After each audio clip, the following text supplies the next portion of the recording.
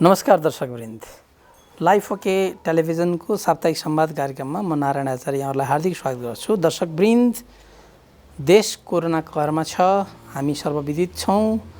अब क्रमशः लकडाउन खुकुल्लो हुने योजना सरकारले बनाइराखेको छ। झन्डै 2.5 महिना पछाडि अब नेपाली जनताहरू अलिकति राहतको सास त फेर्न पाउलान्, तर आर्थिक सङ्कटका कारणबाट फेरि देश सङ्कटमा प्रवेश गर्दैछ। एकातिर यो छ भने राजनीति पनि विभिन्न प्रकरणहरूबाट तातिराखेको छ। सरकारले आफ्नो सुरक्षा कवच स्वरूप केही राष्ट्रियताका नाराहरूलाई अगाडि बढाइराखेको छ र खास गरी अहिले एमसिसी र नेपाल भारतको सीमा विवाद उत्कर्षमा रहेको छ। खास गरी अमेरिकन सहयोग स्वरूप आएको एमसिसीको बारेमा पक्ष र विपक्षमा विभिन्न खालका टीका टिप्पणीहरू भएको पाइन्छ। लाइफ ओके टेलिभिजनले श्रृङ्खलाबद्ध रूपमा विद्वानहरूलाई आमन्त्रित गरेर एमसिसी के हो, यो कति राष्ट्रहितका पक्षमा छ र कति विपक्षमा छ भन्ने कुराहरू जनता समक्ष पस्कने जमर्को गरिराखेको छ। यसै श्रृङ्खला अन्तर्गत आज हामीले हाइड्रो इलेक्ट्रिक पावर इन्जिनियर्स, जलस्रोतविद र पूर्व जलस्रोत मन्त्री पनि रहनुभएका दीपक ग्यावालीलाई हामीले आमन्त्रण गरेका छौँ। आजको अतिथिको रूपमा दीपक ग्यावाली हुनुहुन्छ। दीपक ग्यावालीको विषयमा कुराकानी गर्दा उहाँ पूर्व मन्त्री हुनुहुन्छ, नेपाल विज्ञान तथा प्रविधि प्रतिष्ठान नास्टका प्राज्ञ हुनुहुन्छ र उहाँ जापानमा अवस्थित युएन युनिभर्सिटीका भिजिटिङ प्रोफेसर पनि हुनुहुन्छ र त्यसै गरी उहाँ चाहिँ यो international institute for applied systems analysis IIASA अस्ट्रियाको चाहिँ नि गेस्ट र सिनियर रिसर्च स्कलर पनि हुनुहुन्छ।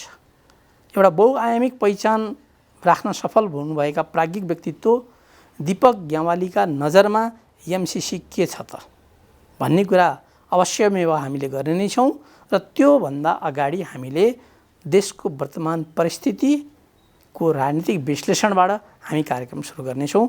दीपक ग्यावाली, यहाँलाई कार्यक्रममा हार्दिक स्वागत गर्न चाहन्छु। धन्यवाद। आराम हुनुहुन्छ? कोरोना फ्री छु। यो कोरोना कहरका कारणले, खास गरी यो बन्दाबन्दीका कारणले अहिले आरामै हुनुहुन्छ भन्ने प्रश्न पनि पेचिलो बन्दै गएको छ। भन्ने नै अब झन्डै झन्डै हस्पिटलमा या भनौँ हाउस एरेस्टमा छौँ हामीहरू त, होइन? त्यसलाई आराम भन्ने कि बिराम भन्ने? त्यही त। अब एउटा पार्टीको राजनीति नगरिकन मन्त्री हुन पाउने सौभाग्यशाली नेपाली मध्ये यहाँ पर्नुहुन्छ। अब होइन, राजनीति पार्टीको गर्दिनँ म, तर आगो र पानीको राजनीति त मैले गरे त अब 30 वर्ष नागिसक्यो, होइन? 30-35 वर्ष यो त गरे नै छु र चलि पनि रहेछ। यो पार्टीको दल विशेषको चाहिँ गर्दिनँ म। अब हाम्रो पानी र ऊर्जा र बिजुली र भनौँ न पानी जलस्रोतका बारेमा हामीहरूले उठाएको मुद्दाहरूमा कुनै पार्टीले समर्थन गर्छ भने त्यो खुसी साथ त्यो पार्टीलाई हामीले चाहिँ नि धन्यवाद भन्छौँ। कुरो चाहिँ त्यो हो कि अक्रस द स्पेक्ट्रम, देब्रे होस् या दाहिने होस् या मध्यम होस् है, त्यसैले हामी त्यसरी हिँड्छौँ। तैपनि तुलनात्मक रूपमा दलसँग प्रत्यक्ष संलग्न नभएको हुँदा यहाँहरूलाई हामीले अलिकति इन्डिपेन्डेन्ट एउटा बौद्धिक वर्गको रूपमा लिन सक्छौँ। आफ्नो भ्यू राख्छौँ, दलको कुनै भ्यू राख्न हामीलाई जरुरी पनि छैन र सायद हामी सहमत पनि धेरै दलहरूसित छैनौँ अहिले धेरै कुरामा। अब अहिले नेपाली जनताहरू कति दुःखमा छन् भन्ने कुरा त यहाँले बुझ्नु भएको छ। अब यहाँकै बस्ती वरिपरिका पनि व्यवसायहरू झन्डै 2.5 महिनाबाट बन्दबन्दीमा छन्, होइन? यसले त निसन्देह आर्थिक सङ्कट त आमन्त्रण गर्छ नै। र अब यहाँले चाहिँ नि भर्खर बजेट प्रस्तुत भयो, अनि अब नेपाली राजनीतिमा सीमा विवाद पनि उत्तिकै माथि छ।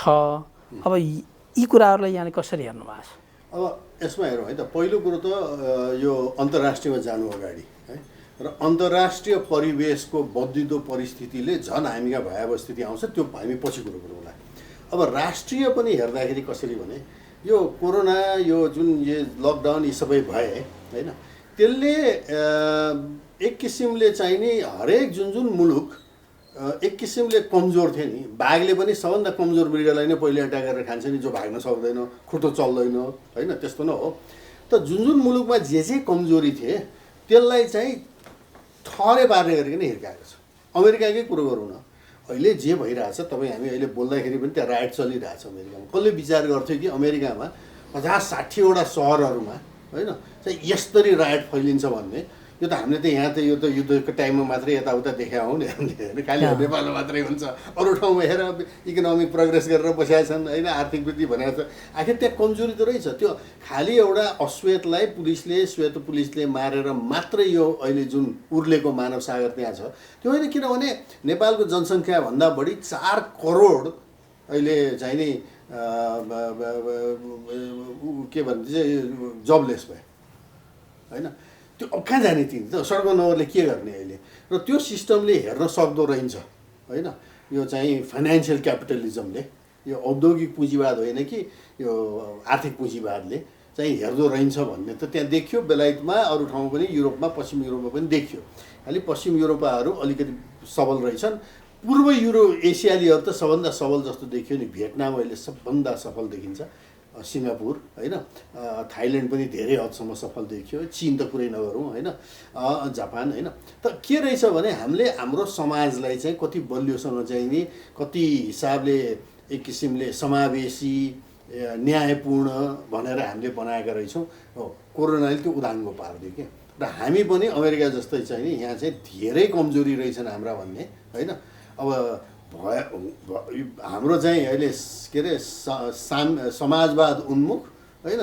साम्यवादीहरूको त्यो पनि अझ 2 हात सिनियर चाहिँ नि माओवादीहरूको शासन भए बेलामा होइन गरिब मजदुरहरूको के हालत भयो काठमाडौँबाट हिँडेर उहाँ चाहिँ नि डोटी पुग्नु परेको छ होइन विराटनगरबाट हिँडेर अझ चाहिँ उहाँ महेन्द्रनगर पुग्नु परेको छ होइन खाना बाटामा केही छैन अब त्यस्तो ठाउँमा लगेर लकडाउनमा कहाँ राखेको छ भने रुखमनतिर न खानु छ न बाथरुम छ न पानी छ न केही छ र लकडाउनमै मान्छे मरेका छन् है त्यो देखिहाल्यो पारीबाट आएकोको पनि बेहाल देखियो भनेपछि त यो गरिब मजदुरहरूको लागि भन्ने त खालि एउटा भ्रम मात्र रहेछ यो त छरेको चाहिँ भोट बटुल्न र मान्छेलाई बेकु बनाउन होइन त यो कमजोरी हामीले अहिले देख्न थाल्यो र यो एकदम भयावह हुन्छ यो कोरोनाभन्दा पछि आउने समस्या देखिन्छ किनभने मान्छे जो फर्के इन्डियाबाट है त्यसको त हिसाबै हुँदैन होइन अब कतार यो खाडीमा गएका मलेसियामा गएका पनि फर्किन्छन् किन त्यहाँ मन्दी हुन्छ होइन अब ती फर्केपछि तिनलाई के रोजगार दिने अब भएको खेत बेचेर खाडी पुगेका थिए कमाउन सकेनन् होइन यो बाकसमा फर्किनेहरू त बाकसमा फर्के होलान् होइन आर्यघाटमा दाह संस्कार भयो होला अब सबै गुमाएर त्यहाँ गएको कमाउँछु भनेर चाहिँ कमाउन नसकेका फर्केका लाखौँलाई हामीले के गर्ने भन्दाखेरि अहिले के देखियो र यो बजेटकै कुरो त मैले गर्नु हो नि यो बजेट हेर्दा त के देखियो भनेदेखि त त्यतापट्टि त ठ्याम्मै सोच रहन्छ नि त होइन अब हाम्रै चाहिँ ऊर्जा उत्पादन गर्नुपर्ने त्यसको प्रयोग गर्नुपर्ने बिजुली खेर गइरहेछ भनिरहेको बेलामा होइन यो बिजुली हामीले उत्पादन ऊर्जा खपत गर्ने जलविद्युत कहाँ हामीले 2 ठाउँ छन् प्रमुख है एउटा यातायात र एउटा चाहिँ नि घरमा घरायसी प्रयोग यो दाउरा ग्यास विस्थापित गर्ने अब दुईटैमा चाहिँ नि के भनेदेखि अहिलेको यो बजेटले के देखायो भने आयातमुखी होइन र स्वावलम्बी बाटोमा नहिँड्ने भन्ने प्रश्न देखायो नि कर लगाएको हिसाबले यो रूपान्तरण गर्नुपर्नेमा चाहिँ कुनै प्रोत्साहन नभएर होइन यो प्रश्नै देखियो पानीको हिसाबमा पनि त्यही देखियो होइन अब मेलम्ची आउँछ भने त अब हामी जस्ताले त 30-40 वर्ष भइसक्यो सुनेको होइन तर यो आउँछ भनेको यो सरकार आउँदैखेरि नै भने हो नि दसैँसम्म त मेलम्चीको पानी आउँछ भने होइन तेस्रो वर्ष हुन लागिसक्यो नि त खै होइन बहुदल आएपछिको इस्यु हो त्यो पनि हो अहिलेसम्म अहिले त सबभन्दा त अहिले बहुदल छोडिदियो त्यति टाढाको कुरो होइन त्यो त खतम छ यो सरकार आएपछि आएको वर्षको पहिलो बजेटमै चाहिँ नि मेलम्ची आउँछ भने हो कि होइन अप्पर तामाकोसी आउँछ भनेर त भने हो कि होइन है 90% काम भइसक्यो भनेर त 3-4 वर्ष भइसक्यो नि त होइन एउटा कलकत्तामा एउटा ठेकेदारले सामान नल्याएको छुटाएर चाहिँ काम गराउन सक्दैनन् है भनेपछि हामी त्यो हालतमा छौँ त्यसपछि अब यो रोजगारको कुरामा अब भन्नुहोस् है कि हाम्रो चाहिँ अब भनौँ अब भारत र चीनको पनि त उनको आफ्नै समस्या हल गर्नपट्टि लाग्छन् खाद्यान्नको समस्या है अब हामी आफ्नो उत्पादन नगर्ने अब भोलि प्याजकै सङ्कट हुँदाखेरि त हामी कहाँ प्याजको क्राइसिस भएको थियो नि त हामी आफू नउमार्ने पन्जाबबाट प्याज ल्याएर खानुपर्ने हामीलाई होइन त यो कमजोरीहरूले चाहिँ हाम्रो त्यो समाजमा धेरै नराम्रो उथलपुथल ल्याउँछ अब यहाँ खास गरी के छ भन्दाखेरिमा अघि यहाँले भन्नुभयो जस्तो हाम्रो सरकारको हैसियत क्षमता र हामीले जुन भौतिक पूर्वाधारको निर्माण गऱ्यौँ भन्ने हामीभित्र घमण्ड थियो चाहे त्यो स्वास्थ्यको चाहे शिक्षाको चाहे चाहिँ आर्थिक क्षेत्रको कुरा गरौँ डेफिनेटली यो कोभिड-19ले प्रस्ट्याइदियो हामी सतहमा आयौँ हामी 2-2.5 महिना पनि थामिन सक्दा रहन्छौँ, हामी कङ्गाल भइसक्यौँ भन्ने कुरा त यसले देखायो होइन। यहाँको त्यो विश्लेषणप्रति असहमति जनाउन मिल्दैन, तथ्याङ्कले देखाउने कुरा हो, अवस्थाले देखाउने कुरा हो। अब हामी त के छ भन्दा जिम्मेवार भन्नाले जिम्मेवार चाहिँ व्यक्ति भएको हिसाबले, एउटा प्राज्ञिक व्यक्ति भएको हिसाबले समस्यालाई मात्रै सतहमा ल्याउने काम हामी गर्दैनौँ। यसको हामी समाधान के रहन सक्छ भन्ने कुरा पनि यहाँहरू जस्तो विज्ञबाट हामी जनसमक्ष विश्लेषण प्रस्तुत गर्छौँ। अब post covid scenario, positive scenario अथवा यो समस्याहरूलाई सम्बोधन गर्नका लागि यथोचित कदमहरू के हुन सक्लान् त? अब हेर्नुहोस्, कदम त धेरै गर्न सकिन्छ है, तर त्यो कदम कार्यान्वयन हुनलाई इच्छा शक्ति चाहियो, राजनीतिक इच्छा शक्ति है। तपाईँले भनेको कुरा ठिक हो, त्यहाँ दिन त हामीहरू जस्ताले यो गर्नुपर्छ त्यो गर्नुपर्छ भन्ने म मात्रै होइन, म जस्ता चाहिँ सयौँ विज्ञ होला नेपालमा होइन, आफ्नो आफ्नो विधा विधि जानेकाहरूले त्यो दिन सक्छौँ। तर त्यो जुन इच्छा शक्ति हुनुपर्छ राजनीतिक, त्यो नभएपछि हामीले जति बोलेर पनि काम लाग्दैन। भन्न त भनौँ होला, मैले यो प्रोग्राममा पनि अब धेरै कुरा उठ्लान् अहिले होइन। तर अब इच्छा शक्ति नभएर र जब नेपालको अर्थ राजनीति यो पार्टी लगायत होइन कर्मचारी तन्त्र सबै बिचौलियाको चाहिँ कमिसनको घरमा चाहिँ नि टिकेको भनेपछि त यो त कोभिडभन्दा महामारी त यो छ नि, बिचौलियाको चाहिँ नि भाइरस होइन। किनभने अब चुनावमा उठ्नलाई नै यो त उठिसकेको कुरा हो, धेरैमा आइसक्यो नि। एमालेकै कतिवटा चाहिँ सिनियर नेताहरूले हामीले टिकट लिन सकेनौँ किनभने हामीले पार्टीलाई चन्दा बुझाउन सकेनौँ भन्ने त आए नि। फेरि राम्रै इमान्दार चिनिएका नेताहरूबाट त आइसकेका छन् होइन यो कुरा। अब यो कुरो काङ्ग्रेसको हकमा भने त्यही लागु हुन्छ, एमाले माओवादीको त कुरै नगरौँ होइन। गर्दाखेरि त कस्तो भने यो बिचौलियालाई फाइदा हुने अर्थ राजनीतिमा जुन हामी प्रवेश गऱ्यौँ, नेता पार्टीका नेतादेखि लिएर कर्मचारी तन्त्र पनि, त यसले गर्दाखेरि अब हामीले दिने खालको सुझाव भने त हामीले त एउटा देशलाई हेर्ने, देशको हित हेर्ने, त्यहाँ राजनीति छ भन्ने र कर्मचारी तन्त्रले चाहिँ नि यो लार्जर देशको हित हेर्छ भनेर नभन्ने हो हामीले होइन। अब त्यो जगै नभएपछि चाहिँ त हामीले दिएको सुझावहरू त अब दिन त जति पनि सकिन्छ, त्यो भनौँ न त्यो बिउ उम्रिने माटो नै छैन क्या, उजाड मरुभूमि छ त्यहाँ, त्यही हो समस्या क्या। अब एउटा चाहिँ यहाँसँग यो भेट हुने सुवर्ण अवसर प्राप्त हुँदा मलाई एउटा कुरा, जनताको बिचमा पनि चलिराखेको कुरा, राजाले आफू टिक्नका लागि यो व्यक्तिले मेरो लागि गर्न सक्छ, देशका लागि गर्न सक्छ, जनताका लागि केही गर्न सक्छ भनेर छानेर मन्त्री बनाएको मान्छे यहाँ जलस्रोत मन्त्री हुनुभयो। जलस्रोत मन्त्री हुँदाखेरिमा नेपाल भारत बिचको सम्बन्ध अझ नजिकबाट बुझिन्छ, किनभने हाम्रा सिमानामा नदीहरू छन् र यहाँ नाराहरू पनि उठिराखेका थियो, महाकाली नदी साझा हो, पानी आधा आधा हो भन्ने चाहिँ नाराहरू सडकमा घन्किन्थ्यो होइन। अब यो जलविद्युत निकालिसकेपछि अब फेरि हामी लामो चाहिँ नि लोड सेडिङमा पनि रह्यौँ। बहुदल आइसकेपछि झन्डै 48 साढेबाट निरन्तर रूपमा चाहिँ नि होइन, त्यो फरक छ। के छ भनेदेखि चाहिँ नि यो अगेन यो पोलिटिकल पार्टीहरूले भ्रम छरेपछि कस्तो हुँदो रहेछ भने त्यो जरासम्म पुग्दो रहेछ। हामीले भनेको कुरा चाहिँ अन्तर्राष्ट्रिय लेभलमा जान्छ, त्यसैले मलाई यो युनिभर्सिटीमा पनि बोलाउँछन्, मैले तपाईँले भने जस्तो यासामा चाहिँ भिजिटिङ स्कलर पनि बोलाउँछन् है। म गल्ती भएदेखि मलाई बोलाउनेवाला थिएनन् तिनीहरूले। विश्व ब्याङ्कले समेत चाहिँ नि मलाई त्यो भारतको एउटा प्रोजेक्ट खत्तम भएको थियो, त्यसको इन्सपेक्सन प्यानलमा मलाई बोलाएको छ। यदि विश्व ब्याङ्कको अगेन्स्टमा अरुण दिनमा हामीले गरेको कुरा गल्ती भएको थियो भने के विश्व ब्याङ्कले मलाई बोलाउँथ्यो होला त होइन। अच्छा, यहाँ गल्ती के भएको छ भनेदेखि चाहिँ नि अरुण 3 गएर यो सब लोड सेडिङ भन्ने हिजो भर्खर एउटा चाहिँ महान विज्ञको त मैले सुनेँ है। अरुण 3 गएपछि हामीले 1/3 बढी बिजुली आधा खर्च आधा समयमा पाएका छौँ। त्यो कहिलेसम्म रह्यो भनेदेखि चाहिँ नि अरुण 3 अगाडि बढेको भए पनि सन् 2005 भन्दा अगाडि त त्यो सकिने स्थिति नै थिएन। तर अरुण 3 1995-96तिर गएपछि चाहिँ नि निजी क्षेत्र पनि आयो। यो शैलजा आचार्यको देन हो, बिर्सनुहुन्न। एउटा के अरे पोलिसी डिसिजन एउटा गरिदिएपछि, बाइब्याक रेट फोर्स गरिदिएपछि शैलजा आचार्यले अहिले जति यो नेपालको प्राइभेट सेक्टर जसको चाहिँ उत्पादन अहिले विद्युत प्राधिकरणको हाराहारीमा आइसक्यो होइन। त ती आए होइन, 2टा विदेशी आए, तर विदेशीको खासै त्यो महत्त्व छैन त्यसमा यो भोलिको खिम्ती। किनभने विदेशीले त यहाँ के गरेर यहाँबाट सोसेर बाहिर लग्छ नि।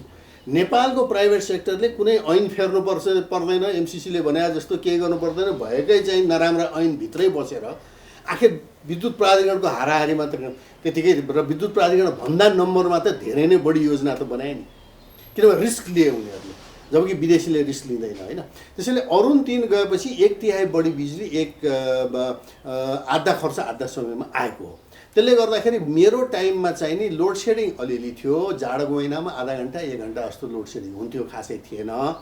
तर के भने त्यो जसरी अरू योजनाहरू अगाडि बढ्नु पर्थ्यो नि होइन, त्यो नबढाएर त्यसपछि अब कसले कमिसन पाउने कसले नपाउने भनेर चाहिँ त्यो चाहिँ भएको हुनाले लोड सेडिङ बढ्दै गएको हो र त्यहाँ अरू गलत निर्णयहरू पनि भएको छन् है। त्यसैले यो चाहिँ यो भ्रम चिर्न जरुरी छ। अरुण 3 गएर देशलाई 1/3 बढी बिजुली आधा खर्च आधा समयमा आएको र अरुणको पैसा पनि खेर गएन, विश्व ब्याङ्कको बाहेक त्यहाँ 7वटा चाहिँ नि 6-7वटा डोनरहरू थिए। सबैले एडिबीले कालीगण्डकीमा हाल्यो, जर्मनले मिडल मर्स्याङ्गीमा हाल्यो, त्यो यो हाम्रो स्विडिस समेत आएको थियो, उसले फिनिसकोमा हालिदियो त्यो पैसा जुन अरुण 3मा जाने थियो।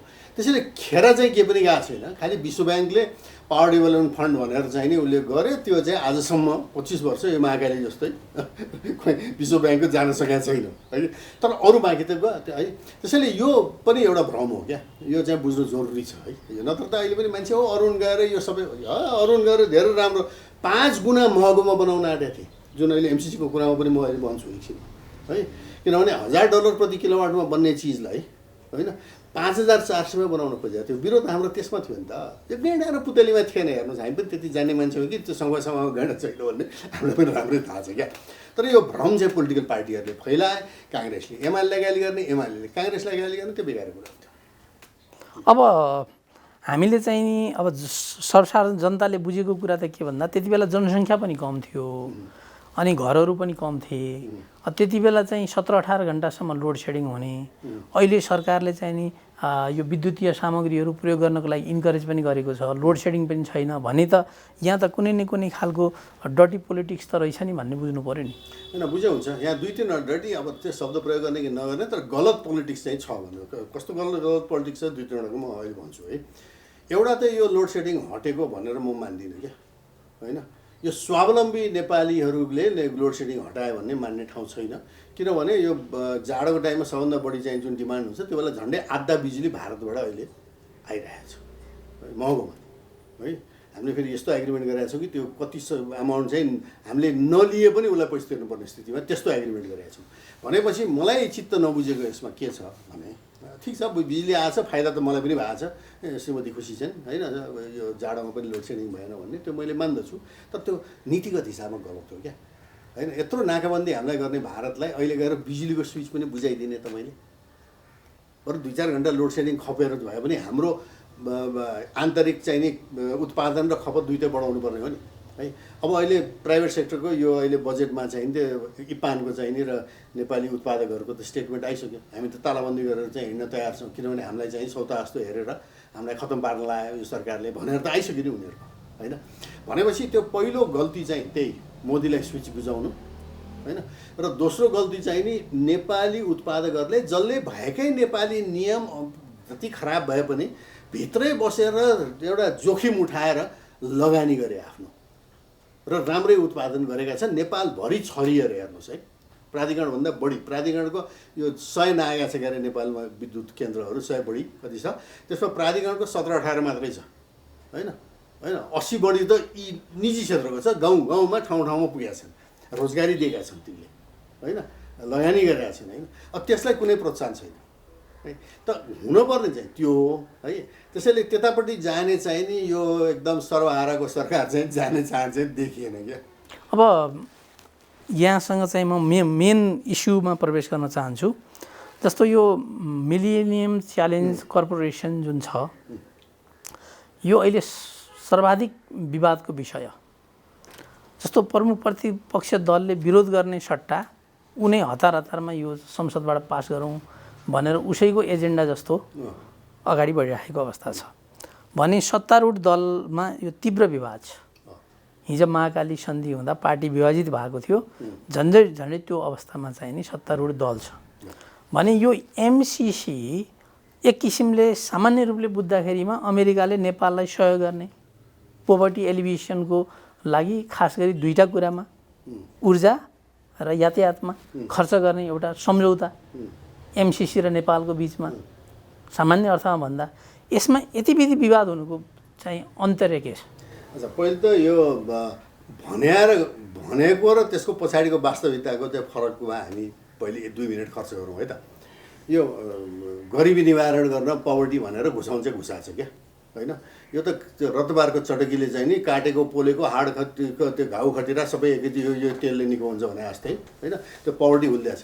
मलाई बताउनुहोस्, एमसिसीको 400 किलोभोल्ट प्रसारण लाइन गोरखपुरमा चाहिँ नेपालको बिजुली चाहिँ लगेर उता चाहिँ बिजुली पुऱ्याएर उता फ्याक्ट्री खुलेपछि, होइन, यहाँ पवर्टी कसरी चाहिँ यो गरिबी निवारण हुन्छ भन्ने म लाटालाई कसैले बुझाइदियो भने म गुरु मान्न तयार छु। त्यो इन्डियालाई बेचेर पैसा नेपालमा ल्याउनु होला अब नि। त्यसमा कुरा गरौँ है।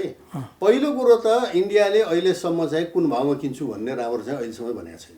र म जलस्रोत मन्त्री हुँदा जलस्रोत मन्त्रालयमा 30औं वर्ष अगाडि कर्मचारी हुँदादेखि म त माइन्युट त्यो नेपाल भारत चाहिँ वार्ताको माइन्युट लेख्न त मै थिएँ, होइन? यो चाहिँ झन्डै कहिले भनेदेखि 1979मा म रुसबाट फर्केर आएँ, त्यसपछि तुरुन्त जाहिर खाएँ। त्यस बेला 1979मै पहिलो गण्डक मिटिङको माइन्युट लेखेँ म अहिलेसम्म सम्झिन्छु। 79 भनेपछि 40 वर्ष भयो, होइन? है 40 वर्ष भइसक्यो।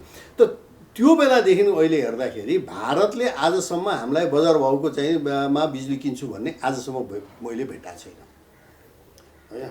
के भनेको छ उसले भने उसको स्ट्राटेजी नै पहिले बाइल्याटरल, यो बङ्गलादेश सङ्गलादेशले कुरै नल्याउँ भन्छ। अहिले हाम्रा फेरि बङ्गलादेशलाई बिजुली बेचेर धनी हुने भन्ने फेरि सपना देख्न थालेको छैन। भारतको भूमि प्रयोग नगरी कसरी हुने र भारतले त्यो दिन्छ भन्ने चाहिँ एउटा गाडी आउनु त चाहिँ टाइममा चाहिँ अप्ठ्यारो पारेर गर्नेले त्यो दिएला जस्तो चाहिँ त्यो देखिँदैन, त्यो हावामा त्यो गफ हो त्यो, है। तर भारतले चाहिँ नि भने के उसको नीति अहिलेसम्म त्यो नीति चेन्ज भएको छैन। उसले नेपालको बिजुली सकेसम्म परल मोलमा खोज्ने लिने, होइन? 2-4% तुमको देगा ना नीति त्यो।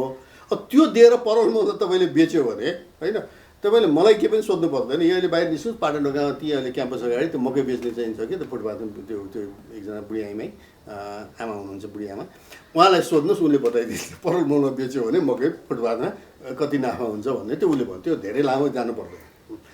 समस्या अर्को यहाँ के छ भने भारतलाई नेपालको बिजुली चाहिएको छैन। उसले बिजुली सोलरबाट, आणविकबाट, कोइलाबाट, उसकै हाइड्रो हाम्रोभन्दा बढी छ, त्यहाँबाट यो भ्रम हामी छौँ कि हामीसित मात्रै हाइड्रो छ। उसको त्यो चाहिँ पूर्वमा त्यो आसाममाथि र काश्मीरदेखि तलसम्म चाहिँ प्रशस्तै उसको हाइड्रो निकाल्न सक्ने सम्भावना छ। त्यो चाहिँ त्यो हामीभन्दा बढी छ, त्यो किनभने एरिया नै हामीभन्दा बढी छ। अच्छा, अब यसमा उसलाई चाहिएको पानी हो र सबभन्दा ठुलो चाहिँ हाम्रो चाहिँ त्यो पानीमै उसले आँखा गाडेको हो। र त्यो सकेसम्म सिधै पानी भने त्यसै बगिरहेको पानी होइन है। फेरि हाम्रा नेताहरू नचाहिँ बगिरहेको पानी, बगिरहेको पानी त कसैलाई मतलब छ? ऋषिमुनिको टाइमदेखि बगाएको छ, बगाउदिनुहोस्, तपाईँलाई किन टाउको दुख्या है? बाँध बनाएर हाम्रो गाउँ डुबाएर, खेत डुबाएर, जङ्गल डुबाएर सञ्चित गरेको बर्खाको पानी रेगुलेटेड वाटर भन्छौँ हामी त्यसलाई, भण्डारीकृत सञ्चित पानीलाई यो अहिले प्रचण्ड जेठ महिनामा 40 डिग्री 45 डिग्री पुगेको छ नि त्यहाँ तल उत्तर प्रदेश, बिहार, दिल्लीतिर हो। त्यो बेला चाहिँ नि सिँचाइ गर्नलाई पानी, त्यसको मोल कति त्यो पानीको? मलाई सोध्नुहुन्छ भने त अमृत बराबर हो त्यो पानी। मोल के हो त्यो भगवान् जाने जति राख्नुहोस्। तर भारतले त्यो स्थितिमा अब बिजुलीको लागि थोड़ा बहुत पैसा देंगे नेपाली को, हाँ, और पानी तो हमको रेगुलेटेड पानी ऐसा ही आएगा, वो तो रख नहीं सकता है उधर भनेर हाम्रा नीति निर्माताहरूले सबभन्दा ठुलो गल्ती गरेको यही हो क्या। त्यसैले पानी, त्यो रेगुलेटेड पानीको मोल छ, त्यो रेगुलेटेड पानीको सही मोल तिर्ने हो भनेदेखि त बिजुली त त्यो चाहिँ त सित्तैमा हामीले उ गरे पनि हुन्छ त्यो, होइन? पानी त्यति भ्याल्यु हुन्छ। त्यसैले हाम्रो गल्ती चाहिँ त्यहाँ छ क्या। त्यसैले यो अहिले खालको चाहिँ नि यो विद्युत बनाएर भारतलाई बिजुली बेचेर धनी हुन्छ भने धनी त छोडिदिनुहोस्, त्यो टाढाको कुरो हो है। तन्निम भगत हुनुबाट जोगिनु भयो भने धेरै ठुलो कुरो। अब यहाँको विचारमा यो एमसिसी चाहिँ नेपालको लागि फाइदाजनक छ कि छैन त? मैले चाहिँ देखिनँ है। म भनौँ तपाईँलाई किन है। यसमा अलि अन्तर्राष्ट्रियबाट आउनुपर्छ पहिले। यसमा पहिलो कुरो त के गरौँ भने यो प्राविधिक कुरा, यसमा प्राविधिक समस्या कम छ। हेर्नुहोस्, यो 400 केबीको ट्रान्समिसन लाइन बनाउन अहिले चाहिँ नि हाम्रा 32वटा छन् के अरे इन्जिनियरिङ कलेज नेपालभरि, अहिले थुप्रो बनिसक्यो है। तिनका चाहिँ नि एक एकवटा चाहिँ मास्टर्स विद्यार्थी इलेक्ट्रिकल इन्जिनियरिङको, 5-10 जना चाहिँ नि पिएचडी गरेका चाहिँ नि माटसाबहरूलाई राख्यो भने कुनै पनि 400 केबीको ट्रान्समिसन लाइन तपाईँले अब नेपाललाई दिने पैसा कति हो त्यो कन्सल्टेन्सीको हिसाब गर्नुहोस्, त्यतिकैमा बन्छ। यो टेक्स्ट बुक इन्जिनियरिङ भन्छौँ यसलाई। यो कुनै ठुलो कुरो होइन यो, होइन? र पैसा पनि ठुलो कुरो होइन है। एमसिसीको पैसा भने चाहिँ नि त्यो 500 मिलियन डलर भन्छ, होइन? $500 मिलियन चाहिँ नि 130 त हामीले हाल्नु परेको छ। त्यो कटाउँ, किनभने त्यो पैसाले हामीले हस्पिटल बनाउन सक्थ्यौँ, अनेक अरू काम गर्न सक्थ्यौँ होइन। त त्यो कटायो भने हाम्रो त कति 350, 60, 70 कति हुन आउँछ होइन। 360 भनौँ $70 मिलियन भने के? खड्ग ओली पहिलोचोटि प्रधानमन्त्री हुँदाखेरि त्यो तेलमा चाहिँ ₹5 पर लिटर लगाएर त्यो बेलादेखि अहिलेसम्म एमसिसीको भन्दा बढी पैसा आइसक्यो। भनेपछि यो खासै पैसा पनि होइन रहेछ होइन। त यो के को लागि मरहेत्य गरे? अमेरिकनले पनि किन र हामीले पनि किन भन्दाखेरि अब जाउँ अमेरिकनकोमै। यो सुरु भयो, अब नेपालको लागि सुरु भए त 10 वर्ष जति मात्रै भएको छ, धेरै पनि भएको छैन है। यो सुरु भएको चाहिँ नि सन् 2002 तिर त्यो उसको एट्याक, र त्योभन्दा एक्चुअली अगाडि नै हो। अरुण दिनको टाइममा नै अमेरिकनहरूलाई परिसकेको थियो कि चाहिँ नि यो वर्ल्ड ब्याङ्क उनीहरूले गर्ने सबै काम यस्ता, वर्ल्ड ब्याङ्क र युएसएआइडीबाट। युएसएआइडीलाई अमेरिकन सेनेटले यसरी र कङ्ग्रेसले यसरी कन्ट्रोल गरे हुन्छ कि त्यहाँ 2टा कलम किन्न पनि त्यहाँ हिसाब बुझाउनु पर्ने खालको भएको हुनाले यो रणनीतिक खालका चाहिँ नि सरकारलाई गर्ने योजनाहरू उसलाई त्यहाँबाट चलाउन गाह्रो भयो। अब विश्व ब्याङ्कमा त के भइदियो भनेदेखि चाहिँ नि अमेरिका सबभन्दा ठुलो र पावरफुल त हुँदै हो, तर सोभियत युनियनको कोल्याप्स पछि चाहिँ कस्तो हुन थाल्यो भने यो धेरै अरू साना कन्ट्रीहरू पनि त्यसका मेम्बर भएर बढ्ता बोल्न थाले क्या। त्यसैले उसको रणनीतिक स्वार्थ त्यहाँबाट पूर्ति भएन र उसको एड भन्ने अमेरिकाको मात्र होइन, बेलायतको, जापानको, युरोपियनको नबिर्सौँ। यो भान्जालाई माया गरेर मामाले दिया चाहिँ नि ऊ होइन है, त्यो चाहिँ यो कसैले होइन है, त्यो चाहिँ प्रश्न बुझाएको। यो उनीहरूको अन्तर्राष्ट्रिय चाहिँ नि एउटा चाहिँ नि नीति अगाडि बढाउने औजार हो है। अब अमेरिकन त्यो औजार के हो भन्दाखेरि बुसको टाइममा यो चाहिँ 9/11 भयो, यो टेररिजम भनेर गयो। त्योभन्दा पनि ठुलो के हो भने चिनको धेरै बढ्न थाल्यो क्या, र चिन अफ्रिकामा पस्यो होइन।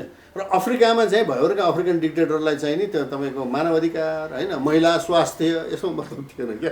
उनलाई ठुल्ठुला योजना इन्फ्रास्ट्रक्चर चाहिने। अब अमेरिकालाई चाहिँ त्यो युएसएआइडी र वर्ल्ड ब्याङ्कबाट चाहिँ इन्फ्रास्ट्रक्चर जान गाह्रो भयो।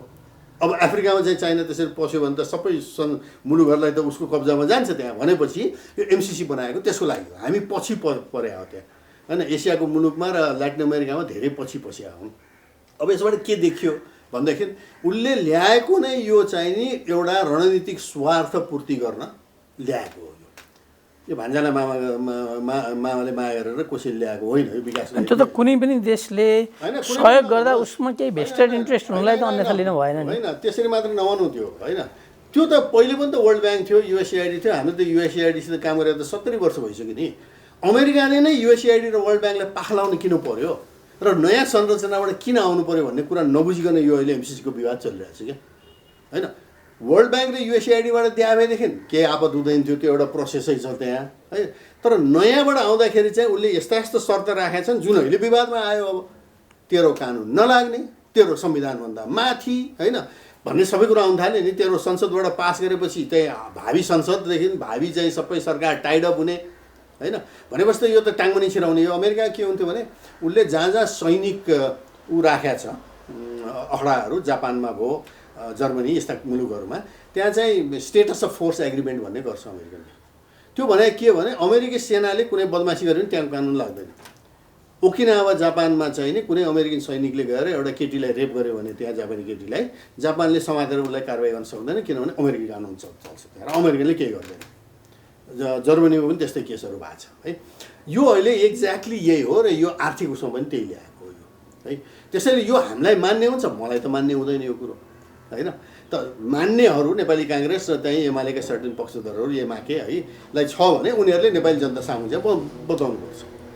अच्छा, अब अर्को कुरो यसमा हेरौँ। अब त्यो आर्थिक पक्ष नै अहिले सिधै हाल्नु होइन त। पहिले यो पैसा थोरै हो तर अर्को हिसाबमा असाध्यै महँगो हो। किन महँगो भने यो अहिले शर्तको कुरो पछिमा जाउँ।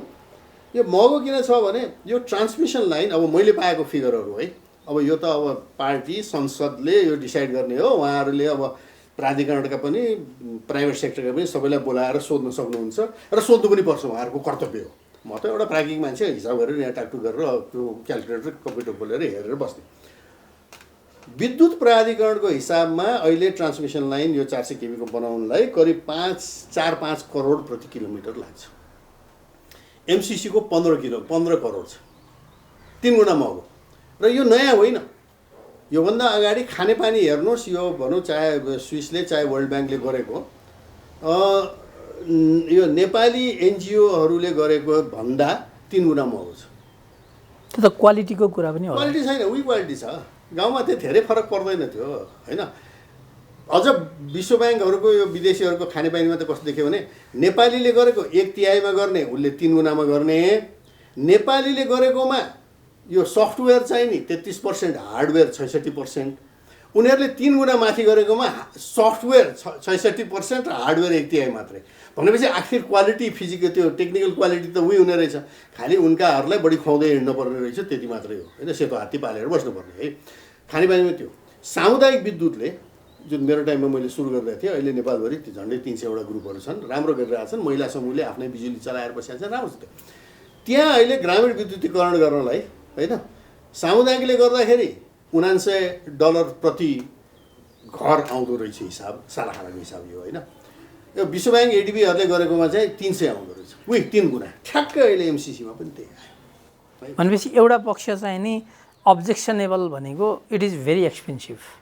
पैसा धेरै होइन, तर जति आयो त्यो पैसा चाहिँ नि एक्सपेन्सिभ। पहिले त यो यही फाइनेन्सियल हिसाबबाट, अब त्यो त्यसको त राजनीतिक चाहिँ नि त्यो महँगाई चाहिँ नि चुकाउनु पर्ने चाहिँ त्यो अर्कै कुरा हो, त्यो अहिले आउँला। अनि अन्य के छ यो टेक्निकल्ली हामीले यसलाई हेर्दाखेरि? टेक्निकलमा अर्को प्रब्लम मैले देखेको छ, मलाई चाहिँ यहाँ समस्या के छ भने यो भारतमा चाहिँ निर्यात गर्ने भनेर गरेको हो शुद्ध, यसले पोभर्टी एलिभेसन हुँदैन, गरिबी निवारण हुँदैन होइन। बिजुली 400 केबीको त्यो लाइन बनाएर त्यो कसरी, अनि यो बाटोले पनि गर्दैन, यो के अरे तौलिया चन्द्रवटादेखि दाङसम्म लग्ने बाटो भनेको चाहिँ त्यो बाटो चौडा गर्ने मात्रै हो। त्यसले म गाडी भएको मान्छे जस्तोलाई अलिकति हाँक्नलाई सजिलोमा गर्ला होइन। तर चाहिँ नि साधारणतया नेपालीको पोभर्टी कसरी, त्यो अहिले इन्डियाबाट आएका तमाम त्यो हिँडेर आएका बिचराहरूको पोभर्टी कसरी एलिभेट हुन्छ मलाई बताइदिनुहोस्, मैले चाहिँ देखाएको छैन है। त्यसैले यो मिल्दैन यो कुरा है। अब अरू प्राविधिक कुरामा जाने हो भने नेपालको यहाँ अहिले प्राइभेट सेक्टर भन्नुहोस् या नेपाल विद्युत प्राधिकरण भन्नुहोस्, जसले उत्पादन गरेर बिजुली छ जसलाई चाहिँ यिनीहरूले लगेर भारतमा बेच्ने भनेको छ, भारतको भन्दा 3-4 गुणा महँगो छ हेर्नुहोस्। भारतको भन्दा महँगो छ। अब भारत हामी जसुकै मन नपराएर जसुकै गाली गरे पनि एउटा कुरा चाहिँ भन्न मिल्दैन क्या भारतीयहरूबारे, भारतीयहरू बेकुफ भन्नु चाहिँ मिल्दैन, अति चम्बुरो बाटो छ। त उसले आफूले उत्पादन गर्ने बिजुली भन्दा चाहिँ नि 3-4-5-6 गुणासम्म महँगो हो, किन्ला किन्दैन। भनेपछि यो सेलेबल छैन, मैले त देखिरहेको छैन क्या। अब भारतको पनि स्वीकृतिले ट्रान्समिसन लाइनलाई भन्छ, म भए त्यो त्यो त्यो एमसिसीको त्यो अङ्ग के भन्दै भने भारतले ट्रान्समिसन लाइनको अङ्ग भन्ने होइन, भारतले यतिमा बिजुली यति रुपियाँ प्रति किलोवाटमा किन्छु भन्ने स्वीकृति गराएरले भन्थे। त्यतापट्टि छैन, उपरमा किन्ने, हामी उत्पादन गर्ने 6 गुणामा, उसले किन्दैन, मेरै मोलमा दे म किन्छु नत्र किन्दैन भनेपछि अनि यो ट्रान्समिसन लाइनमा के बाँदर चच्चै गरेर बस्ने हामी होइन। अब यी कुराहरू त अब हेर्लान्, अब संसदले हेर्नुपर्नेले हेर्लान्, पार्टी ठुला जो छन् हेर्लान्। अब हामी तपाईँ सडक छापले चाहिँ होइन त्यो बिजुलीलाई चाहिँ स्वदेशभित्रै प्रयोग गरेर हो। अब घाँटी कुरा उठाउनु हो तपाईँले है। हामी अब के यो देशलाई सिङ्गापुर बनाउने भन्छौँ होइन है। नेपालको प्रति व्यक्ति चाहिँ नि विद्युत खपत चाहिँ करिब 200 युनिट छ प्रति व्यक्ति, संसारको वान अफ द लोएस्ट। भुटानको त कामाचे कुरो छोडिदिनुहोस् है। भारतकै हाम्रोभन्दा झन्डै 2 गुणा बढी छ भारतको, बङ्गलादेशको भारतको हामीभन्दा डबलै छ होइन। अच्छा भारतको लेभलमा पुऱ्याउनु छोड्नुहोस्, अब सिङ्गापुरको हेर्ने हो भने 7000 जति छ। भनेपछि सिङ्गापुरको लेभलमा हामीले हाम्रो विद्युत खपत होइन, विद्युत ट्रान्सपोर्ट चलाएर होइन, विद्युत चाहिँ नि इन्डक्सन कुकर चलाएर होइन, ठुल्ठुला घरहरूमा चाहिँ नि लिफ्ट चलाएर, अन्य चाहिने अरू चाहिने भनौँ न फोटोकपी मेसिनदेखि लिएर भयभरका उपकरण चलाएर सिङ्गापुरको लेभलमा पुग्ने हो भने होइन, हामीलाई त हाम्रो जति बिजुली छ यो चाहिँ अहिले त्यही एमसिसी कोरिडोरमा जहाँ बनाउनु लाग्छ यो लप्सीफेदीदेखि त्यहाँ पाल्पासम्म होइन, त्यो कोरिडोरमा करिब चाहिँ नि मोटामोटी मैले सुनेको चाहिँ करिब अहिले चाहिँ उत्पादन हुने, त्यो पनि ठिकसँग काम भयो भने यो मेलाम्ची र चाहिँ नि तामाकोसी बनेन भने होइन, यी धेरै छन् होइन। भयो भनेर यो 5 वर्षमा यो ट्रान्समिसन लाइन बन्नेमा तिनीहरू बने भने पनि 2500 मेगावाटभन्दा बढी बन्दैन त्यहाँ अहिले छैन है। अब तपाईँ 7000 उसमा सिङ्गापुरको लेभलमा पुग्नलाई त तपाईँलाई 30000 मेगावाट चाहिन्छ बिजुली। भनेपछि त हामीले नै यहाँ खबर गर्न सक्ने रहेछौँ त्यो सबै बिजुली भने त्यो भारत निकास गर्ने यो किन यो ऐयार आथु गरेर बस्यो भनेपछि यो नमिल्ने कुराहरू यहाँ छन् है। अब यहाँ चाहिँ नि यो प्राविधिक पक्षहरू छ, त्यसपछि त्यो ठाउँमा किन छानेको, त्यो रुट किन? मलाई प्रब्लम के परेको छ भने त्यो एमसिसी साइन गर्नु 2 वर्ष अगाडि विद्युत प्राधिकरणको एउटा मास्टर प्लान बनाएको छ र त्यसमा ट्रान्समिसन लाइन कहाँ बनाउने 400 केबीको पनि भनेर त्यसभित्र यो परेको छैन। 2 वर्ष भनौँ अब 20 वर्ष अगाडि बनाएको ट्रान्समिसन लाइन त पुरानो भयो फालिदिउँ भन्ने कुरो होला होइन। 2 वर्ष अगाडि मात्रै बनाएको ट्रान्समिसन लाइनलाई धोती मास्टर प्लान गुरु योजनालाई धोती लगाएर सडनली त्यहाँ माथि विद्युत प्राधिकरणको त भरतपुरदेखि अनारमणी भनेपछि यो जुन जियोग्राफी चुज गरियो त्यसमा पनि डिफेक्ट छ भन्ने प्रश्न छ। किन प्रश्न छ भनेदेखि चाहिँ पहिले त विद्युत प्राधिकरणसित मिल्दैन, त्यो पनि 2 वर्ष अगाडि नै गरेको, फेरि यिनीहरू नै शासनमा थिए, के हेरेर गरेन है। अर्को यहाँ प्रब्लम होइन, हाम्रो अहिलेसम्मको ऐनले विद्युत प्राधिकरण ऐन छ होइन, त्यो एकल निकाय भनेर बनाएको छ, त्यसो कसरी बनायो त्यो लामो कथा छ, त्यो नमिलेको कुरा थियो। तर जे होस् त्यसैमा हामी भन्यौँ त्यो ऐन जहाँको त्यहीँ छ है। तर हाम्रो अर्थ मन्त्रालयमा अर्थ सचिवज्यूको अध्यक्षतामा चाहिँ विद्युतका कम्पनीहरू ट्रान्समिसन लाइनदेखि विद्युतका चाहिँ नि उत्पादन कम्पनीहरू भट्टाबाट बनाउन थाले भए अनि अर्थमन्त्रीको काम चाहिँ के देशमा बिजुली बनाउँदै हिँड्ने अनि अरू निकाय के गर्ने। एमसिसी पनि त्यही विद्युत प्राधिकरण अन्तर्गत चाहिँ यो बनाउने भन्ने अब के बिग्रिन्थ्यो त्यो 400 केबी लाइन होइन छुट्टै निकाय एमसिसी बन्ने भयो भनेपछि हाम्रो संस्थागत जुन संरचना छ, जुन संस्थागत स्मरण शक्ति छ, इन्स्टिट्युसनल मेमोरी भन्छ, एक्सपर्टिज नेपालको जे जति छ त्यो त त्यहाँ छ नि अहिले विद्युत प्राधिकरण। त्यसका कमी कमजोरी थुप्रो छन्, त्यो कुन नेपालमा कुन संस्थाको छैन, त्योसँग इन्टरलिङ्क गरिएन, त्यसलाई बाइपास गरियो बाइपास मात्र होइन पङ्गुकरण गरियो हो त। भनेपछि नेपालको भएको इन्स्टिट्युसनलाई पङ्गुकरण गरेर अनि नेपालको विकास कसरी भयो भन्ने मलाई बताइदिनुहोस् न यार। भनेपछि त्यो ट्रान्समिसन लाइनको छुट्टै अफिस खोलियो, एमसिसीको अफिस यति छुट्टै कि नेपाल सरकारको न ऐन लाग्छ न कानुन लाग्छ न केही लाग्छ त्यहाँ हो कि होइन। भनेपछि टेक्निकल्ली पनि एमसिसी नेपालको लागि उपयुक्त छैन, मैले हेर्दाखेरि त छैन। अब अर्को चाहिँ नि हुन त त्यो कानुनी पाटो भयो, तै पनि यहाँ एउटा जलस्रोतविद भएको र अब यो विभिन्न ठाउँमा चाहिँ एउटा कन्सल्टेन्टको रूपमा भिजिटिङ प्रोफेसरको रूपमा पनि काम गरेको हिसाबबाट जस्तो यहाँ चाहिँ अस्ति जुन नेकपाले एउटा कार्यदल बनायो त्यो कार्यदलको चाहिँ नि प्रतिवेदनमा यो अपमानजनक भयो भन्ने कुरालाई बढी हाइलाइट गरिएको छ एउटा। अनि अर्को चाहिँ केलाई हाइलाइट गरिएको छ भन्दाखेरिमा यो एउटा सामरिक इन्ट्रेस्ट राखिया छ यसमा एमसिसीमा, यो चाहिँ आइपिएस इन्डो पेसिफिक स्ट्राटेजीकै चाहिँ पार्ट हो भन्ने कुरा छ र अमेरिकाको डिफेन्स मिनिस्ट्रीले पनि यसलाई क्ल्यारिफाई गरेको छ भन्ने कुरा गरेको छ। तर त्यो विवाद नेपालभित्र आइसकेपछि अमेरिकन एम्बेसीले 10 पोइन्ट्स क्ल्यारिफिकेसन सार्वजनिक गरेको छ। यो मलाई लाग्छ कि 2020 जनवरी 17तिर उसले चाहिँ यो क्ल्यारिफिकेसन ल्याएको छ। त्यसरी एम्बेसीले क्ल्यारिफिकेसन दिइसकेपछि पनि यो चाहिँ आइपिएसकै अङ्ग हो भनेर हामीले बाहिर एडभोकेसी गर्नुको त अर्थ भएन नि त। मलाई पहिले त्यो अमेरिकन एम्बेसीले भने त्यो मलाई के अर्थ राख्दैन कि त्यो होइन, त्यो त धेरै तलको निकाय हो। तर हामीले मान्दाखेरिमा त यहाँ मान्ने कुरा आउँदैन, यहाँ बृहत्तर हेर्नुपर्छ। सन् 2017को अमेरिकन डिफेन्स मिनिस्ट्रीको होइन त्यसको चाहिँ नि त्यो रिपोर्ट छ, कार्यदल छ, त्यो डाउनलोड गर्न सक्नुहुन्छ, डिफेन्स स्ट्राटेजी। त्यसमा यति प्रष्टसँग भनेको छ यो एमसिसी भनेको होइन चाहिँ नि आइपिएसको अभिन्न अङ्ग हो भनेर प्रष्टै भनेको छ।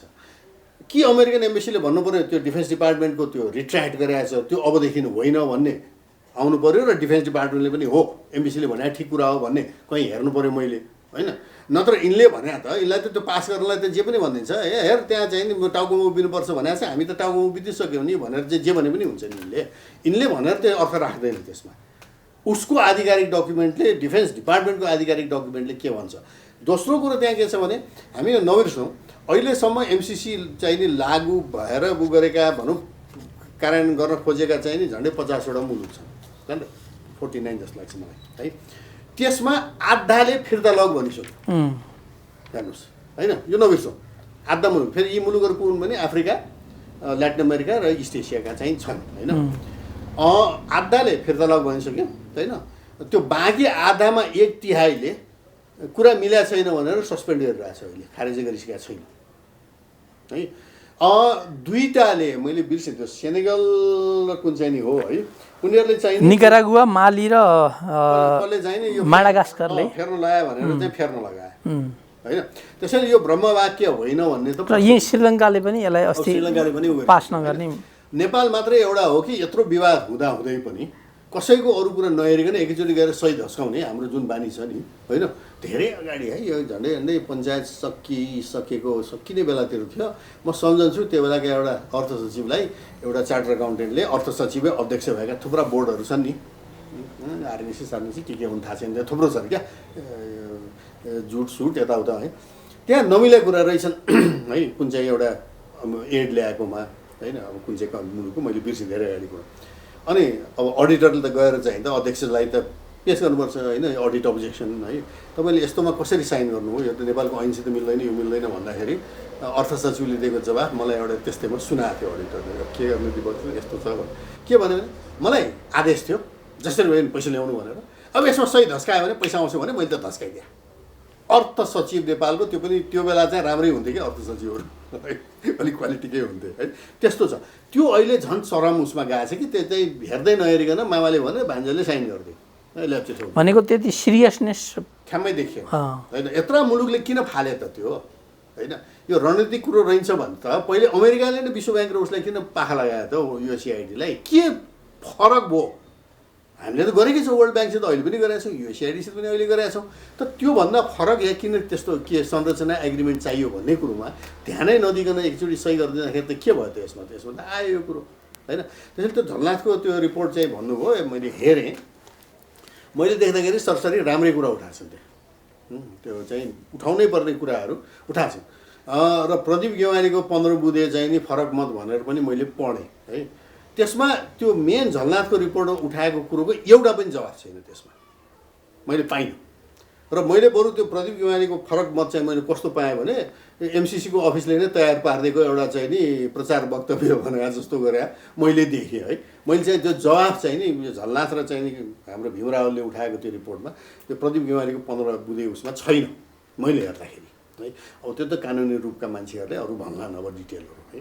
अब यहाँ अब अर्को कुरो यहाँ के आयो भनेदेखि चाहिँ नि यसले एमालेमा तपाईँले विभाजन यताउता पार्टीभित्र एमाके भन्छु म होइन, एमाले र माके मिलेको पार्टी हो त्यो होइन। अब त्यो नेकपा डबल ट्रिपल के भन्ने त्यो नमिलेको कुरा हो। एमाले र माके मिलेपछि माओवादी केन्द्र मिलेपछि एमाके सजिलो त्यही छ, मलाई त्यही भन्न सजिलो लाग्छ। उहाँहरूले आफूलाई जेसुकै भन्नुहोस्, श्री 108 जे भने पनि हुन्छ। त्यहाँ के आयो समस्या भनेदेखि चाहिँ नि उहाँहरूले अहिले महाकालीको उदाहरण हेर्ने हो भने यो शुद्ध महाकाली दोहोरिने छाँट मैले देखिरहेको छु। महाकालीमा पनि खड्ग ओलीकै संयोजकत्वमा त्यो महाकालीको चाहिँ नि चिरफार भएको थियो। मेरो अफिस त्यो बेला यहीँ पाण्डुका बाहिर त्यहाँ उतापट्टि थियो होइन, जहाँ हिमालको अफिस छ अहिले, त्यहाँ 15-16 जना यहाँ उनका एमालेका नेताहरू, एक त विद्युबेन हो, प्रेम सिंह धामी हो, श्रेष्ठ हो, खड्ग ओली, माधव नेपाल सबै आएका थिए होइन, सिपी मैनाली, टङ्क कार्की सबै आए। 3 घन्टा हामीले चाहिँ महाकालीमा के समस्या छ भने बताएको। खड्ग ओलीको त्यो संयोजकको त्यो टोलीले 13वटा बुँदामा चाहिँ नि यो संशोधन हुनुपर्छ भनेर रिपोर्ट दिएको छ। त्यो रिपोर्ट एमालेको सेन्ट्रल कमिटीले पास पनि गरेको छ। त्यो हाम्रो एउटा रिपोर्ट छ, इपिडब्ल्यूमा छापिएको छ महाकालीको, त्यहाँ हेर्न सक्नुहुन्छ। सबै डिटेल चाहिँ त्यो गुगल गऱ्यो भने पनि आउँछ है। त्यहाँ 13वटा बुँदा छ, 4वटा बुँदा त त्यो सुरुमै त्यो लिम्पियाधुरा र महाकालीको उद्गम थलोसित टाइड अप छ। त्यति भनेको एमाले खड्ग ओलीहरू संसदमा चाहिँ नि के भने सबै 1 खरब 20 अरब आउँछ भने पास गर्नुपर्छ भने पास गरे हो कि होइन।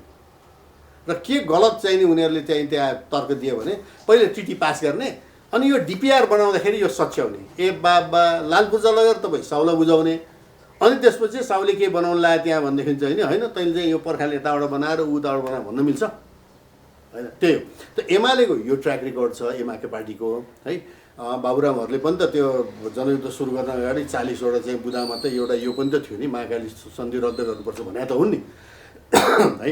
त उहाँहरूले त्यो गर्नुभयो, पछि गएर पास गर्नुभयो, अनि 25 वर्ष यहाँ बढी भइसक्यो चाहिँ 4औं शताब्दी चाहिँ नि महाकाली त्यसै असरल्ल पसरल्ल भएर बसिएको छ हो कि 6 महिनामा हुने काम पनि 25 वर्षमा भएको छैन र हुने छाँट पनि छैन। अब यसमा जाउँ, यहाँ पनि त्यही इतिहास दोहोरिने मैले देखिसकेँ। उहाँहरूले राम्रो काम गर्नुभएको छ, झलनाथ कमिटीले राम्रो रिपोर्ट दिएको छ है। त्यसलाई सेन्ट्रल कमिटीले हेरेर पास गर्नेमा सेन्ट्रल कमिटी पन्छिसक्यो है। संसदले नै सल्भ गर्ने, ए बाबा संसदलाई निर्देशन दिने त सांसदलाई त तिमी हौ नि होइन, त्यो पन्छ्यो। अनि के भनेका छन् भने अब संसदले नै यसलाई चाहिँ निर्णय गर्ने भनेपछि भोलि त्यहाँ व्हिप लाग्छ। व्हिप लाग्ने बित्तिकै तपाईँले छानेको चाहिँ तपाईँको प्रतिनिधि, मैले छाने मेरो प्रतिनिधि, यी सबै व्हिप लाग्ने बित्तिकै भेडा बाख्रा हुन्छ। मान्य सांसदबाट अमाननीय भेडा बाख्रा हो कि यो त उदाहरण छ। भनेपछि यो फेरि महाकाली जस्तैले पास गर्छन् होला। अनि त्यसपछि यहाँ नोमिनले 50औँ कुरा छन् त्यहाँ है, त्यो कहीँ जाँदैन। त्यो त्यो त्यो त्यो त्यो त्यो त्यो चाहिँ त्यो पिलो जस्तो त्यो उम्रिएर फेरि आउँछ है, र यसले समस्या सल्भ गर्दैन। यो हाम्रो संविधानले पनि नदिने चाहिँ नि त्यो भारतमा बिजुली एक्सपोर्ट गर्ने कुरा त त्यो संविधानको धाराले नै त्यहाँ 2/3ले पास गर्नुपर्ने भन्ने छ त्यहाँ होइन। स्रोत बाँडफाँड होइन, त्यो टनकपुरकै उसमा आएको कुरा हो त्यो। अब यस्ता कुरा नमिलेपछि भोलि गएर यसले ठुलो बवन्डर मचाउँछ र त्यसमा जुन चाहिँ गएर अहिले त्यहाँको त्यो स्रोतमाथि, त्यहाँको भौतिक सम्पत्तिमाथि, त्यहाँको चाहिँ ऊमाथि, त्यहाँको दिएको जग्गामाथि नेपालको कानुन, नेपालको संविधान के पनि लागू हुँदैन भनेर जुन भनिसकेको छ होइन, त्यसले भोलि कस्तो कुरा निम्ताउला। फेरि यो कहाँ परेको छ ठ्याक्कै यो लाइन भने चिनबाट आउने रेल चाहिँ नि ठ्याक्क पास हुने लाइनमा परेको छ। त्यो बुढी गण्डकी तीबाट चाहिँ नि अनि बिजुली फेरि चिनमा बेच्ने के भन्ने ट्रान्समिसन लाइनको अहिले प्राधिकरण अध्ययन पनि त्यो पनि त्यहाँ परेको छ होइन। भनेपछि कता कता हेर्दाखेरि शङ्का गर्ने ठाउँ चाहिँ प्रशस्त छ। यो भाँजो हाल्न त्यही रुट छानेको हो र हाम्राहरू आँखा चिम्लेर केही नगरेर मामाले भन्यो धस्काइदियो। भनेपछि यो चाहिँ नि राष्ट्रहितको पक्षमा छैन एमसिसी। मैले हेर्दाखेरि त छैन। अब जवाफ दिनुपर्छ त उहाँहरूले हो। अब यसमा चाहिँ टेक्निकल्ली यहाँ एउटा चाहिँ नि हाइड्रो इलेक्ट्रिक पावर इन्जिनियर पनि भएका हिसाबले र जलस्रोत विज्ञ पनि भएका हिसाबले नेपाली जनतालाई यसको चाहिँ नि छुटेका केही त्यस्ता टेक्निकल्ली नराम्रा केही कुराहरू छन् भने अन्तमा बताइदिनु पर्यो। होइन छुटेको अब कुरा त सबै यहाँ आइसकेका छन् है। अब मुख्य कुरो चाहिँ नि हामीले दुईवटा कुरा, एउटा हामीले संस्थागत संरचनाहरू हामीले विकास गर्दै जानुपर्ने र त्यसलाई सुधार गर्दै जानुपर्ने। त्यसको लागि विद्युत ऐन चाहिँ नि प्रचण्ड पहिलोचोटि प्रधानमन्त्री भएर ल्याएको थिए, तर दुर्भाग्य त्यो चाहिँ नि विद्युत ऐन चाहिँ यस्तो भारत परस्त थियो कि त्यहाँ सबै सांसदहरूले देब्रेमा माओवादीदेखि दाहिनेमा प्रकाश चन्द्र लोहनीसम्म कहाँ बिचमा कमला पन्त काङ्ग्रेसका जस्ता सबैले विरोध गरेर 142वटा संशोधन पर्यो। राम्रा छन् संशोधन, एकचोटि पढ्नु। त्यसपछि 10 वर्षसम्म यिनले केही गरेनन्, त्यसमा 10-12 वर्षसम्म होइन विद्युत ऐन। र त्यो विद्युत ऐन चाहिँ नि अहिले फेरि ल्याउने भन्ने कुरा भएको छ। अब पहिले विद्युत ऐन राम्रो, हाम्रो विद्युत संरचना कस्तो हुनुपर्ने, केन्द्रको के अधिकार, प्रदेशको के अधिकार, नगरपालिका गाउँपालिकाको के अधिकार, केही कुरो प्रष्ट नभइकन पनि ल्याएर एकैचोटि विद्युत नियमन आयोग पास गरिदिए अस्ति। किन पास गरेर रहेछ भन्दाखेरि एमसिसीको प्रेसरले, एमसिसीको शर्त। अर्को पनि भनिहालौँ, यो झलनाथ कमिटीहरूले के भनेका छन् भनेदेखि त्यो अन्तर्वार्तामा आइसक्यो। त्यो एमसिसीको मूल चाहिने जुन एग्रिमेन्ट छ, जुन संसदलाई पास गर्ने भनेका छन् होइन। अब कुनै पनि अरू एग्रिमेन्ट दाताको नलाउनु पर्ने, यो किन लाउनु पर्ने, त्यहाँ फेरि कहीँ लेखा छैन भने 12-14वटा चाहिँ नि गोप्य अरू चिठीहरू रहेछन्। हामीले पनि हेर्न पाएको छैनौँ त्यो भने। बाबा पूर्व प्रधानमन्त्री भएको रुलिङ पार्टीको कमिटीले फर्म गरेको होइन, ले त हेर्न पाएको छैन भने तपाईँ हामी साधारण जनताले हेर्न नपाएको त्यहाँ कतिवटा कुरा होला नि है। त्यसले गर्दाखेरि चाहिँ नि यो भोलि गएर भद्रगोलै हुन्छ। तर यहाँ त्यही हामीले संरचनागत सुधार गर्न पर्नेमा हामीले नयाँ विद्युत ऐन ल्याएर त्यस अन्तर्गत चाहिँ ट्रान्समिसन कसरी गर्ने, वितरण कसरी गर्ने, उत्पादन चाहिँ कसरी गर्ने, प्रदेशमा कसरी गर्ने, हाम्रा गाउँपालिका नगरपालिकाले कसरी गर्ने, ठुल्ठुला नगरपालिकाहरूले वितरण कसरी गर्ने होइन, त्यो सब मिलाएर अनि त्यसपछि नियमन आयोग, त्यसपछि एमसिसी अब कसरी गर्ने भन्ने भए हुन्थ्यो। अब यो एमसिसी आइसकेपछि यो सुधार कार्यक्रम हुँदैन, किनभने सबै कुरा एमसिसी अन्तर्गत। तर अमेरिकन एम्बेसीले निकालेको चाहिँ नि 10 नम्बर 10 मा चाहिँ के भनेको छ भन्दाखेरिमा in Nepal as in every country where MCC works, parliamentary ratification and provides transparency and an opportunity for Nepal to understand the project. भनेपछि त यो प्रोजेक्टको विषयमा हरेक नेपाली सुसूचित हुन पाउने, क्वेसनहरू रेज गर्न पाउने भन्ने कुरालाई त उसले ओपन राखेको छ नि त। त्यो त त्यो गरिबी निवारण हुन्छ भने जस्तै हो क्या होइन। 400 केबीको ट्रान्समिसन लाइन कसरी गरिबी निवारण हुन्छ त्यो भगवान् जाने, त्यो बताउन सकेको छैन। तर यसमा पनि यो एकदम ट्रान्सपारेन्ट हुन्छ भनेपछि त्यो 14वटा चाहिँ गोप्य चिठीहरू अरू साइन गरेका अर्थ मन्त्रालयले त्यो पनि प्रष्ट पारिदिनुहोस् न, पब्लिकमा ल्याइदिनुहोस् न होइन। त्यो चाहिँ बिरालोले के लुकाएको भने जस्तो लुकाएर राख्ने, अनि भोलि घाँटी समात्ने चाहिँ त्यही गर्ने होइन। यो संसदमा पास गर्नुपर्छ भन्ने पनि त मूल उसमा त छैन नि त्यहाँ होइन। यो संसदमा पास गर्ने किन ल्याएको भनेदेखि चाहिँ नि यो अगेन नेपालका संस्थागत संरचनाको पङ्गुकरण गर्न र अमेरिकाको त्यही उयो स्टेटस अफ फोर्स एग्रिमेन्ट जुन ट्रुप राख्दाखेरि गर्ने उसको त्यो देशको ऐन नलाग्ने, त्यहाँ उसले बदमासी गर्यो भने उसलाई त्यहाँ पक्ड्ने ठाउँ नहुने। होइन, अमेरिकन जनताको पैसा यहाँ ल्याएर खर्च गरिसकेपछि त त्यहाँको सिनेटबाट पास गर्न, त्यहाँको पार्लियामेन्टबाट पास गर्नको लागि उसले आफ्नो विधिलाई प्रयोग गर्न खोज्नु त स्वाभाविकै मान्नु पऱ्यो नि, होइन? होइन त युएसएआइडीको वर्ल्ड ब्याङ्कमा चाहिँ किन नलागेको थियो यो कुरो? त्यो पनि त उसकै पैसा आएको हो नि त। वर्ल्ड ब्याङ्कको पैसा पनि त धेरै जस्तो अमेरिकनै पैसा हो, युएसएआइडीको झन् पुरै अमेरिकन पैसा हो। त्यसमा चाहिँ कुनै संसदमा पास गर्न आज 70 वर्षमा चाहिँ नपरे कि त्यो ट्रान्सपारेन्ट थिएन त? होइन, त्यहाँ चाहिँ नि पारदर्शिता थिएन त? थियो, त्यहाँ त राम्रै पारदर्शिता। भनेपछि सहयोगको दृष्टिकोणबाट मात्रै यो अभिप्रेरित छैन? कुनै छैन नि, यो त रणनीतिक हिसाबबाट आएको हो। उसलाई चाहिँ रणनीतिक वर्चस्व कसरी कायम गर्ने भनेर त्यो रणनीतिक आइपिएस इन्डो पेसिफिक अन्तर्गतको यो एउटा आर्थिक चाहिँ नि रणनीतिक औजार हो त्यो प्रश्न। अब त्यसमा हामी पस्नु हुन्छ हुँदैन भन्ने यो चाहिँ अहिलेका हाम्रा चाहिँ राजनीतिक चाहिँ नि आफूलाई उ भन्नेहरू अब यसमा एउटा जोकै भनिहाल्नु। भर्खर मलाई एउटा कसले पठाएको थियो त्यो जोक है, एसएलसी फेल भएकाहरूले एमसिसी पास गर्ने भयो भनेर चाहिँ एउटाले भर्खर भनेको थियो। यो बुझ्दै नबुझ्ने यिनीहरू बाबा, एउटा ग्लोबल परिस्थिति कसरी चेन्ज भइरहेछ, यो अहिले आर्थिक मन्दी चाहिँ नि विश्वव्यापी यो कोरोनाले गरेर कसरी ल्याउँदैछ। अब उसको 40 मिलियन त अमेरिकामा 4 करोड चाहिँ त काम नपाएकाहरू छन् है, उसले त्यसलाई हेर्ने कि तपाईँ हामी सिंगाने नेपालीलाई चाहिँ नि यहाँ चाहिँ एड दिँदै हिँड्ने, होइन के को लागि भन्ने कुरा आउँछ। उसको ठुलो रणनीतिक स्वार्थ चिनलाई घेर्ने, चिनको चाहिँ नि आर्थिक वृद्धिलाई अलिकति चाहिँ ब्रेक लगाउने भनेर ल्याएको आइपिएस हो। त्यो प्रश्न छ, त्यसको एउटा अभिन्न अङ्ग यो हो। त्यसले हामीलाई, हाम्रो देशलाई, हाम्रो असंलग्न परराष्ट्र नीतिलाई फाइदा गर्छ गर्दैन भन्ने यो इतिहासको कठघरामा चाहिँ नि अहिले यिनीहरू सबै उभिया छन्। हुन्छ दिपक ज्ञानज्यू, समय र संवादका लागि, यहाँको अमूल्य समयका लागि हामी आभार व्यक्त गर्न चाहन्छौँ। आफ्नो ख्याल राख्नुहोला। दर्शकवृन्द, हामीले भर्खरै कुराकानी गऱ्यौँ दिपक ग्यावालीसँग, जो जलस्रोतविद हुनुहुन्छ र पूर्व जलस्रोत मन्त्री पनि हुनुहुन्छ। एमसिसीका प्राविधिक पाटोमा खास गरी हामीले चर्चा गऱ्यौँ। एमसिसी सर्वाधिक विवादको विषय बनेको छ र यसका पक्ष र विपक्षका कुराहरू हामी श्रृङ्खलाबद्ध रूपमा ल्याउनेछौँ र जनतालाई यसका विषयमा प्रश्न पार्नु हाम्रो टेलिभिजनको पनि दायित्व भन्ने हामीले बुझेका छौँ। अर्को श्रृङ्खलामा अर्को विशेष व्यक्तित्वका साथ यहाँसँग आउनेछौँ। त्यति बेलासम्मको लागि म नारायण आचार्य पनि बिदा हुन चाहन्छु। हस्त नमस्कार।